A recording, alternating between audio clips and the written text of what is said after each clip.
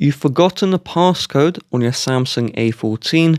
The first step to regain access is we need to connect the A14 to another computer or an Android. This is a mandatory step. We will then do a key combination. So I'll show it and then we'll do it together. We will press and hold power and volume down for around 10 seconds, then release. We will then press and hold power and volume up until we see the Samsung logo show for a full second, then we release. So I'm going to do this in 3, 2, 1. Press and hold power and volume down. Keep these two held down for 10 seconds. So I'll start counting now. 7, 8, 9, 10. Release power and volume down. Now press and hold power and volume up. And we want that Samsung logo to appear for a full second. So if it flashes, don't worry, just ignore that.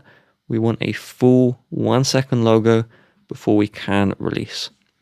So we're counting a second, release. If this is not working, your cable needs to support data transfer. So just swap out the cable, buy a premium one, or try connecting it to an Android. Now we see the recovery. So you click volume down and up to navigate, and you click power to select your option. So we will navigate to wipe data, and then we'll click the power button to select this. Then we click volume down, and we click the power button to factory reset. Now quickly, you will notice this red text here.